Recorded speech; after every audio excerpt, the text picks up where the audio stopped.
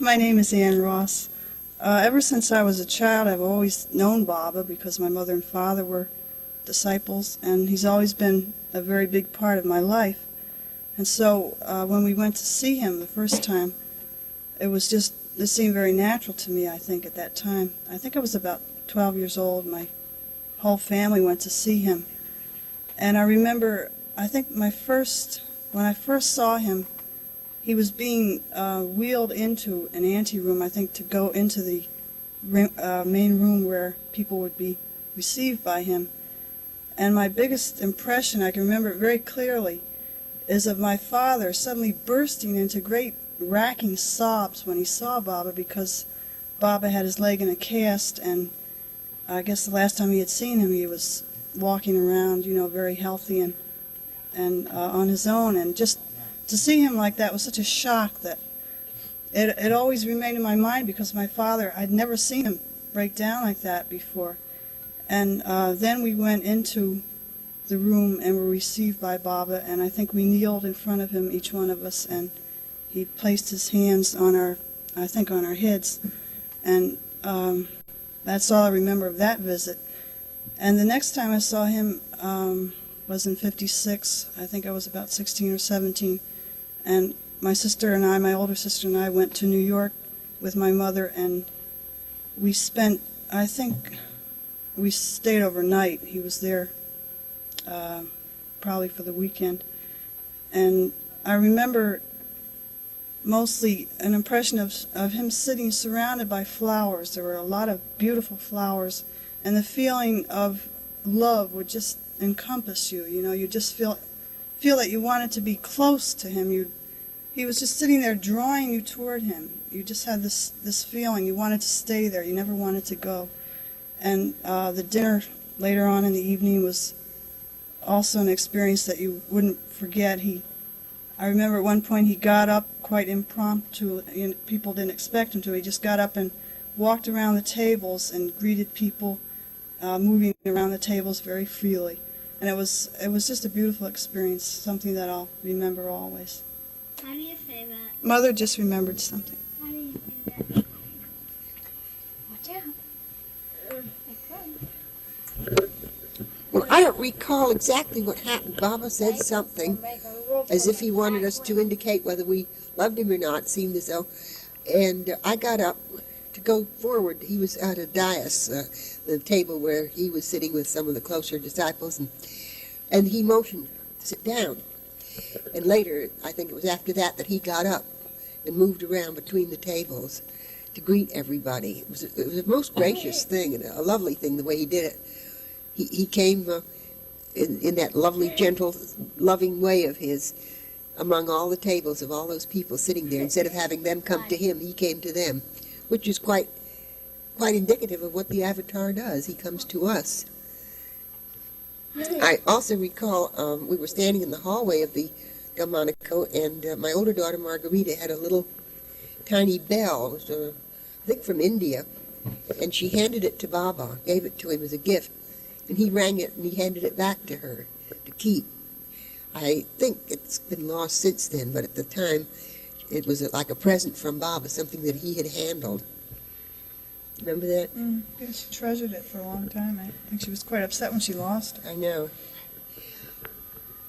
know he went to the movies that time with a group of people, and we weren't in the party that were going to the movies, so Ann and I walked down to where the theater was in New York, and we just apparently missed them. They just gotten in cabs or something to go back to the hotel, and we felt as if we missed something. We wanted to just see him come out of the theater.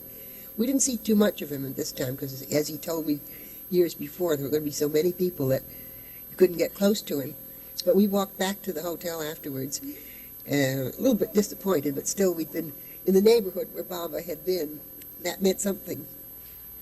That was when we saw that girl. That was rather a peculiar experience. I remember that Baba requested each one of his disciples to write him a letter personally. When I was quite young, it was between the time when I first saw him and when I saw him the second time. So I must have been between 12 and 15.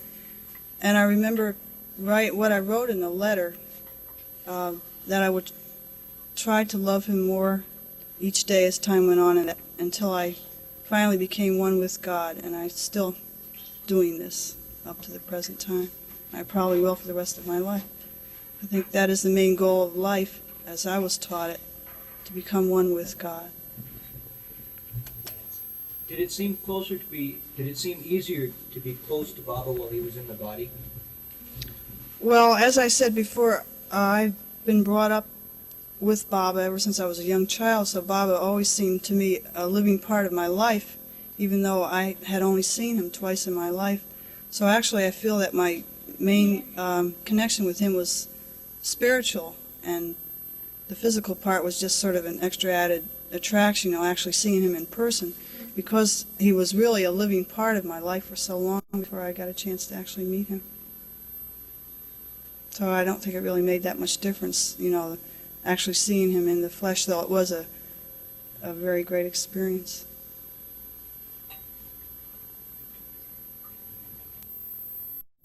I sent Baba a poem, and in the letter that I sent with it, I mentioned that Anne had had a little baby girl named Jean Elizabeth.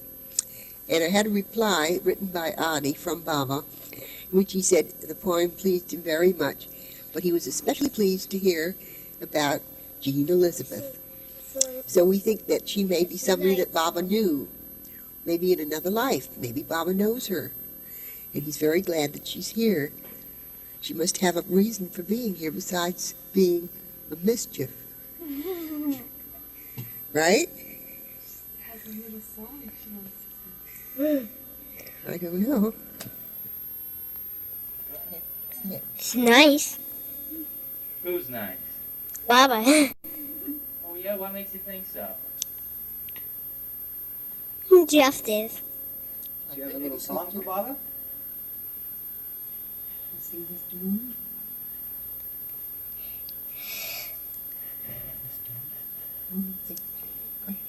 Want me to? Yeah. Oh, Mr. Moon, moon, silver shine moon, hiding behind that tree. Along came a farmer with a big long gun. I hit him in the head and the way he run. Oh, Mr. Moon, moon, silver shine moon, hiding behind that tree. Along came a farmer with a big long gun. I hit him in the head and the way he ran. Mr. Moon, moon, silver shine moon, Please shine down on, please shine down on, please shine down on me. I'm going to read a poem from the Songs of a Modern Disciple that I wrote, and that someone who has the book liked very much. And I thought perhaps it would be a good way to finish. It's called Attainment. Out of that which is imperfect shall rise that which is perfect. Out of man shall rise God. Out of chaos shall come beauty. Out of darkness, light. And he who is perfect, he who is God manifest in human form, he who is all beauty and all light, he who has come forth from the womb of silence, where the flames of the eternal fire blaze, he, the ancient one and the ever young, the creator and destroyer, the splendid one in all the glory of his majesty, and the tender lover of men's souls.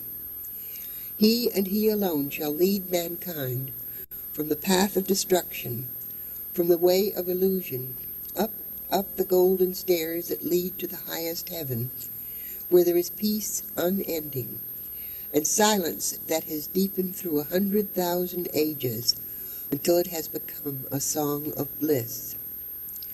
And he, the perfect one, shall guide imperfect man through the realms of light, up to the very throne of the infinite being, and shall lift for him the veil that hides the face of the eternal. Then shall man see, and seeing, understand. Then shall chaos give birth to beauty, and darkness to light, and man shall stand at last, perfect in his divinity. My name is Josephine Ross, and people have been asking me questions about what are little things I remembered about Baba, so I'm going to let them ask some specific ones, see if I can recall some of the little incidents at Harmon, which is where I saw him the most.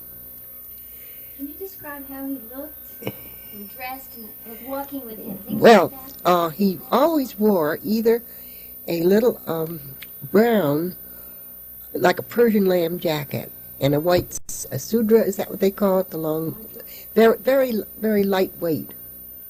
How do they pronounce that? Sadra. And, or he wore, it was like a black and silver gray jacket, similar type. Of course, he wasn't used to the cold, and this was in November when he came. And his hair was always loose, down to his shoulders, beautiful. His hair was so, looked like it was dark brown to me. And, of course, his eyes, I think, were the thing that caught you most, were those beautiful melting eyes that you could just look into them and go, just lose yourself. Well, I don't think you could even describe it, because you lost yourself completely. Always I had the sense of such beauty and purity. And, well, it was an exalted feeling whenever you were near Baba, even in the house. The whole house was filled with it. But I think beauty would be the term that came to my mind most in relation to Baba. And it wasn't a specific type of beauty, it was just beauty in its highest form, you might say. He just seemed to radiate it. And, of course, love. I think maybe I was more conscious of beauty than of love. Maybe I wasn't open enough to love. But I remember he seemed to, so gentle. When I first met him, I kneeled in front of the dais, or the couch where he was sitting, and he smiled, and he did put his hand out, I think on my shoulder or something, but his touch was just like a flower petal. It was so gentle. Always you had the feeling, I think you do with many of the Hindu people, but especially with Baba, that he's not physical at all. He's just barely in the physical body. That you weren't dealing with a human being, you were dealing with a spiritual being temporarily in a physical body. You just weren't aware of it from the physical point of view. So, of course, a lot of people here are talking about lovers of Baba and Baba, loving Baba and all, and they get the impression that it's a physical love, which, of course, it isn't, because you're lifted right out of the physical altogether by anything that was your highest aspiration seemed to be centered in him. Anything of the most beautiful, most pure, most holy that you had ever imagined was in him, and intensified, magnified, really. So that he was the center of all the highest things that you'd ever thought of or ever experienced, in any form. And always, I did feel that feeling, there was so sweetness and gentleness there, and lovingness and beauty. I think those are the things that made me, that I was most aware of in Baba. Were you astonished by his quickness, or can you describe the way he walked? Well, when he walked, he was very, very quick. Actually, I don't think I went out when he went walking. He took certain ones with him up to walk up and down, maybe up in the hills or around the house. But he was very quick. They could hardly keep up with him.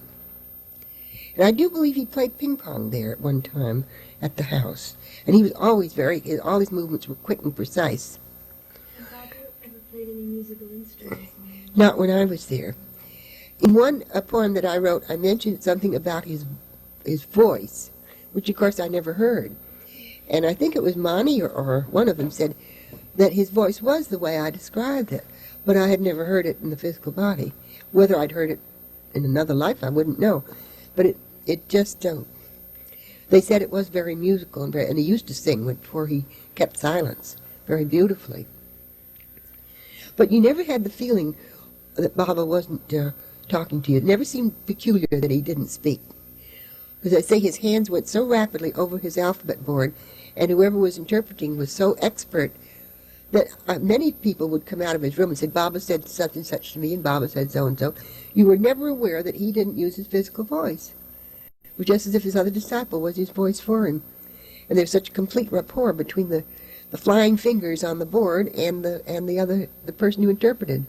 Then afterwards, his gestures, he'd make one slight gesture and they'd give you a whole sentence. They knew just what he meant. He had whole phrases in certain gestures. Of course, they were with him constantly and were so close to him that, but still it was an astonishing thing because you always felt that you were talking directly with Baba. And there wasn't too many things you wanted to ask him, really. At least I didn't. You just wanted to be with him.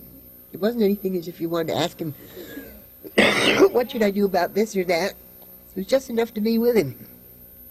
That was the end, the be-all and the end-all of life, just to be in his presence. A lot of people had ideas of how are they going to organize this, how are they going to do that, but that never came to me when I was with Baba.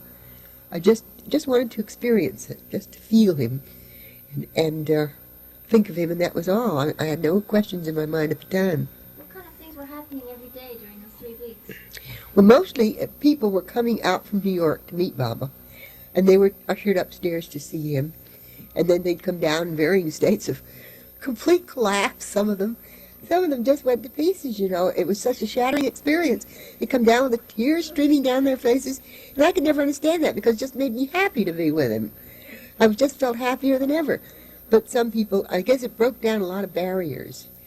People who'd lived very social lives or who'd lived very intellectual lives, perhaps, maybe that he broke down all those things they'd built up in them and brought them to a state of feeling rather than thinking.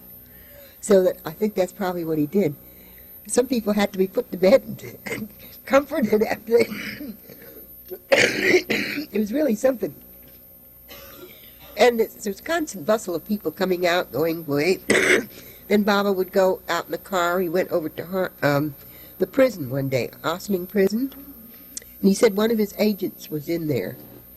I didn't go with him, but he went, and they came back and said he just stopped for a short time near the prison, and whether we made inter contact or what, we don't know. We didn't always explain everything.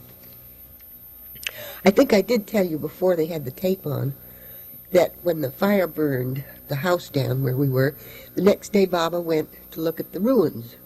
And I believe there was nothing but ashes left. And shortly after he came back, he called me to his room, and he showed me 7 pictures of me that Mother had had with her, taken when I was about 7 years old. The mats were all burned and scorched, but the actual photographs weren't touched. And this had gone through a house that had burned right to the ground. It was an amazing thing. He didn't explain anything. He just showed them to me, and then whether he kept them or he gave them to Mother, I've never seen them since. But I always wondered whether it meant something special or whether it just meant I was too darn stubborn to burn up completely in his fire. I never understood why he showed them to me. He must have had some reason. The fire of Baba's love must have been very intense sometimes. Well, I guess it was. I think it overwhelmed a lot of people, and I think sometimes it was almost too much. You really didn't need a whole lot. If you had some. Of course, we had that wonderful 3 weeks experience and stayed in the house until the next spring when he came back for about 5 days. But that was enough for a whole lifetime.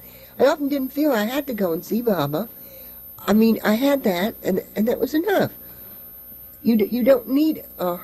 enough is enough. How much can you contain, you know? You need time to digest, time to have it work through your life.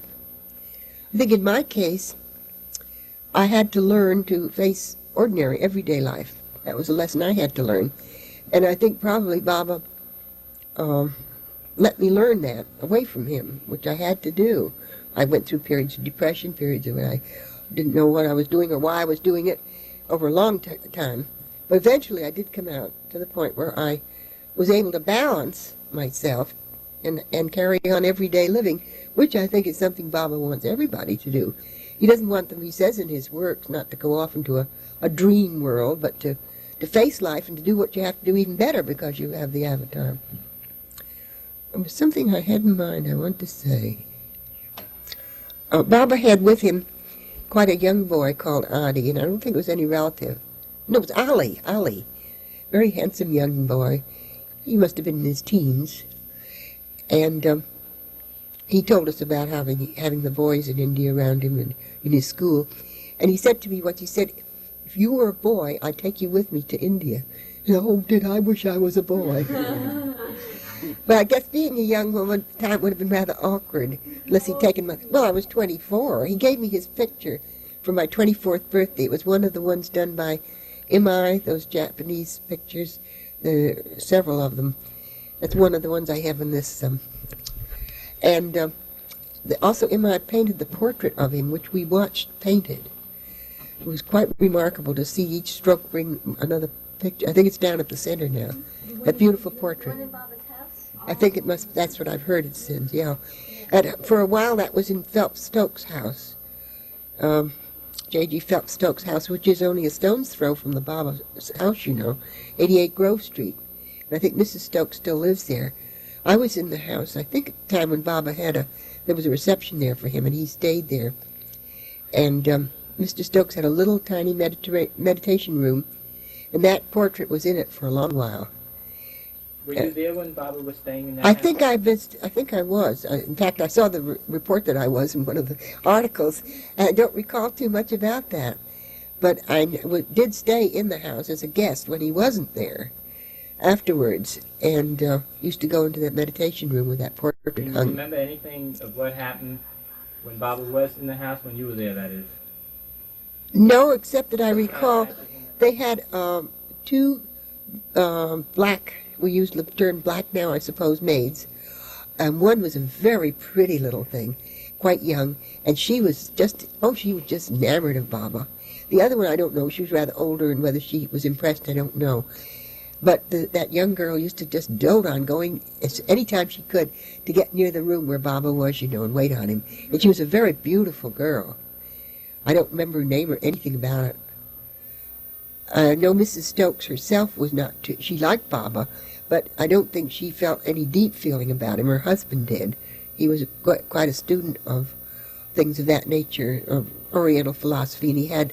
In fact, I have a picture of the Master Kutumi, who was one of the two masters of the Theosophical Society, which I first saw in his meditation room.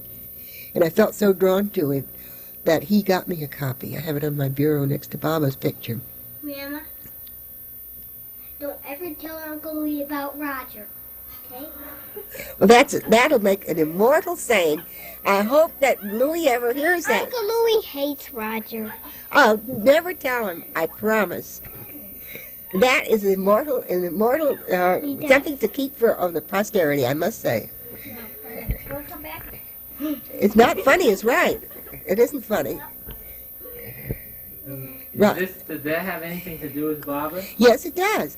Roger and my older daughter met. They were both sick at the same time in a hospital here in Albany.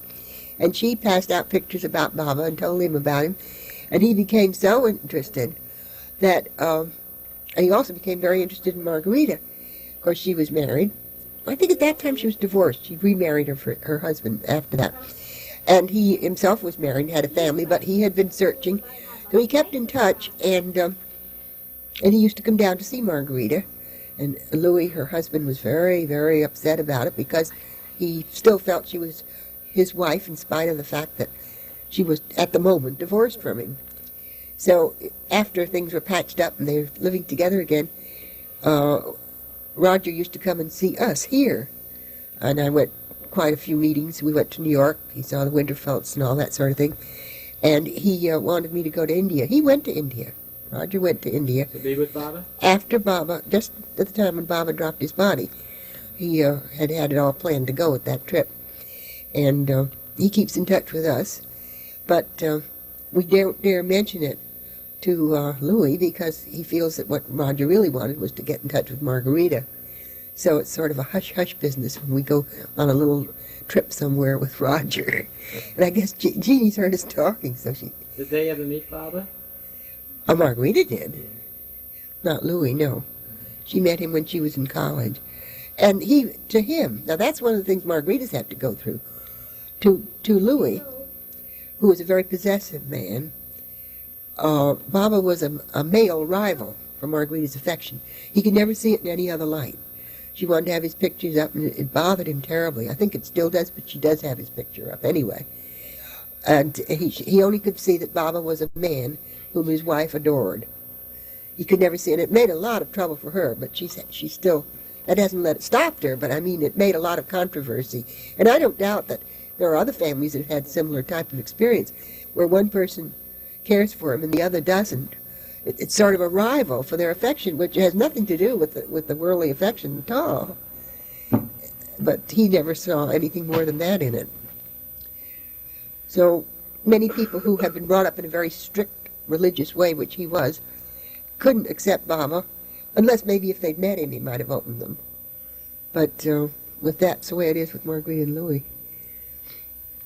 And I dare say, I think I've read in other religions, when a person has become attached to a master, their marriage partner sometimes feels left out in the cold, because the master, it becomes the whole center of devotion. That's rather natural, I suppose. It's a great help where the two people are both interested, and I think I was very fortunate in meeting my husband in Baba's group and having both of us having the same feeling, because it'd be a terrible conflict if it wasn't. It has been for Margarita. Okay. Yeah. Well, I don't remember Baba giving me any direct orders or any direct advice. It just seemed as though he, that one time when he took my hand and we were sitting alone by the fireplace there, and he seemed to disappear, and I got the message that he and I were one. In other words, all people were one. There is only one soul. That was very definite, but it wasn't with words. It was a feeling. And the time when I was standing below the balcony and had the sense that it was God who was sleeping upstairs on the couch. God himself.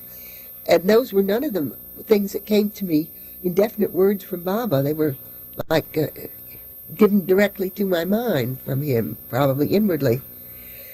And other things that have come to me in the way of like poetry has always come quite suddenly sometimes, unexpectedly, and so strongly that I have to put it down when I get it, or I'll forget it. It's as if he's temporarily saying, now come on now, I got something to tell you, and I put it down.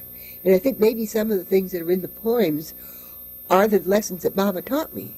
I really feel that many of them have the message that he gave me, not in words directly, but through my mind. You talked before about not wanting to live anymore in a dream world. And how Well, I was brought up very protected, being an only child, and I didn't know anything about the world. You know, some people say they have to go to a master to learn about spiritual things. I think I had to learn about worldly things. That was the thing that was missing in my bringing up. And it took me an awful long time and a lot of fighting, because I wanted to stay up in this ecstasy. And Baba pushed me right smack out into the world, where I had to face a lot of things that weren't pleasant and that were difficult and were boring. And I had to make my peace with the world as it is in order to be balanced. I wasn't balanced. I had a long period of mental illness, up and down and in and out of hospitals and up in the air and down in the dumps. And you can't function that way. You've got to be on an even keel. And I think the big thing that Baba did for me was shoving me out and saying, now get off this pedestal and put your feet in the mud for a change and learn what it's all about. And I did finally get to that point where I feel quite solid physically in the physical world. Maybe sometimes I better get dragged back up into the other one now. Because sometimes I forget, you get absorbed in making a living and paying your bills and cooking and doing laundry and all that stuff. And every once in a while somebody comes along, like Gene and Darwin did last Saturday for a brief visit, or you folks wanting to come out here, and I kick like a steer, and then when I get into it I say, "Good, what's the matter with me? Why don't I do more of this, It's a matter of time, mostly. Time and energy.